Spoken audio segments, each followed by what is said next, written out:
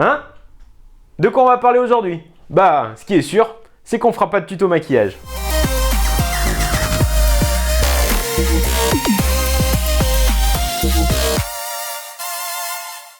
Ah, que coucou les amis, je suis Jérém le Gnome et je suis très heureux de vous retrouver aujourd'hui dans cette édition de l'Hebdomino. Et aujourd'hui, on apprend à mettre du mascara.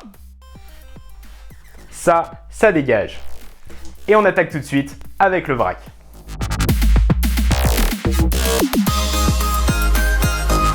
Il y a quelques années sortait en magasin pour la première fois un best-seller en devenir. Son nom vous le connaissez forcément, Mysterium.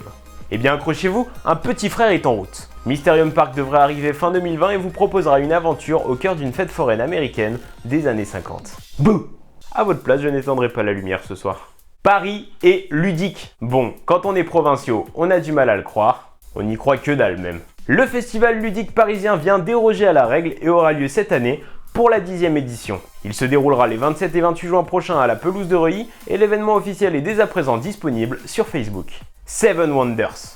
Ce nom suffit à faire frissonner les amateurs de jeux de société. On ne présente plus la version Duel qui a un niveau de coolitude assez élevé et qui devrait proposer bientôt une seconde extension. Seven Wonders Duel Agora a été annoncé officiellement par Repo Productions et devrait arriver au Festival des Scènes 2020.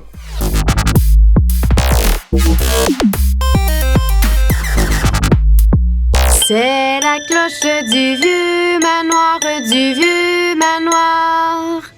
qui sonne le retour du soir.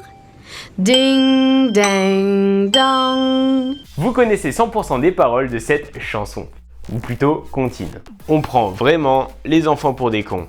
Oh wow, tu chantes vraiment bien.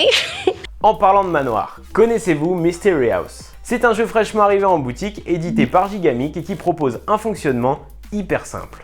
Comme la chanson du vieux manoir, les règles du jeu sont faciles à comprendre. Vous avez un manoir avec des cartes plantées à l'intérieur, identifiées par des chiffres et des lettres. Vous démarrez l'application mobile et c'est tout. Simple, non? En fonction de ce que vous pouvez voir à travers les fenêtres du manoir, vous allez répondre à l'énigme dans l'application qui vous fera avancer dans l'histoire en vous proposant une nouvelle carte, etc. etc. Vous avez 60 minutes. Vous êtes comme moi? Vous n'arrivez pas à trouver un troll dans une manif de nains? Pas de problème, si vous êtes bloqué, il y a des indices pour vous aider. Et si vous y arrivez toujours pas, il y a le Uno, c'est plus facile. L'idée de regarder à travers les fenêtres du manoir est plutôt bien pensée et donne sa petite touche perso au jeu. Pour ne pas épuiser trop vite le jeu, 2 enquêtes sont disponibles dans la boîte de base et d'autres sortiront très certainement à l'avenir. Encore un mystère de plus à éclaircir.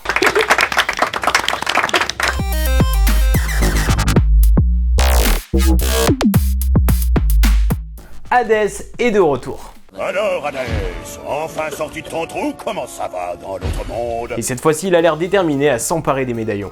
Le vilain. Heureusement, pendant qu'il prenait un cocktail avec les autres dieux, le vieux et bedonnant Dédale a réuni une équipe de grands héros pour sauver le monde. Sauf que bon, les héros, ils sont pas cons. S'ils peuvent s'enrichir personnellement en plus de sauver le monde, ils vont pas se faire prier. Ça sera donc chacun pour sa peau. Dans Hades Trap, vous êtes au cœur d'un labyrinthe semé d'embûches et de trésors. Bon, accessoirement, il y a un minotaure aussi. C'est pas une promenade de santé, quoi. Plusieurs actions sont à votre disposition et le premier joueur qui a 3 médaillons en sa possession gagne allègrement la partie. Le jeu est édité par Débac le jeu et sa campagne de financement a déjà dépassé le stade des 100% sur son objectif initial. Il y a 4 paliers de contribution. Pour 19 à 22 €, vous pouvez obtenir la boîte du jeu de base.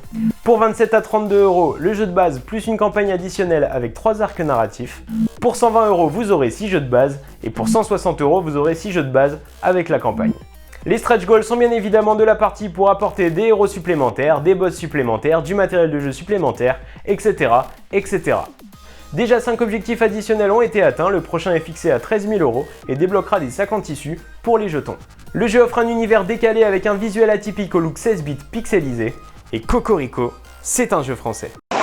C'est ça la France, la France. Si vous cherchez un projet à soutenir, jetez un coup d'œil à cette campagne, le lien est dans la description.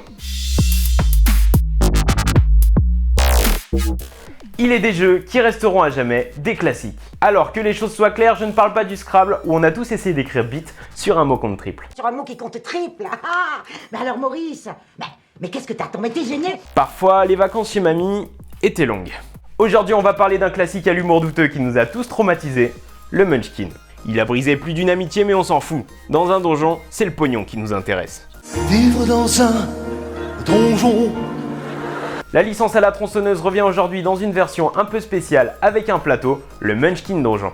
Le jeu sortira comme d'habitude sous la bannière glorieuse de Edge Entertainment, mais proposera une expérience pour 3 à 6 joueurs, différente de celle qu'on connaît déjà. Dans Munchkin Donjon, vous vous baladez vraiment dans un donjon. Le plateau de jeu vous permet de visualiser votre personnage qui se balade de salle en salle, et les monstres les plus fameux de la série sont également représentés par des figurines. Vous aurez donc notamment le plaisir de recroiser le Balrog charolais, le nez flottant ou le représentant en assurance. Et tout ça en 3D. Comme d'habitude, la fuite sera une option souvent envisageable et vous pourrez trahir vos amis comme au bon vieux temps. Attention tout de même à ne pas trop prendre la fuite puisque vous accumulerez des jetons de honte qui joueront contre vous en fin de partie. Le petit plus de cette édition, c'est bien entendu les superbes figurines des personnages qui ont rythmé nos parties, mais également le plateau joueur qui permet de récapituler facilement les caractéristiques de notre avatar. Le jeu est annoncé pour dans quelques semaines. En attendant, vous pouvez commencer tout de suite à chercher de nouveaux amis. Pardon, moi j'ai pas d'amis, monsieur Bourdin. Et voilà, c'est déjà la fin de l'Hebdomino. J'ai été très heureux de partager ce moment avec vous. Si cette vidéo vous a plu, n'hésitez pas à vous abonner, à mettre un petit commentaire ou un petit pouce bleu sous cette vidéo. Ça m'aide dans mon travail et ça me permet d'évoluer dans le bon sens. Comme toujours, on se retrouve sur les réseaux sociaux. Je vous dis à bientôt, enrichissez-vous, gagnez des niveaux et n'oubliez pas, n'arrêtez jamais de vous amuser.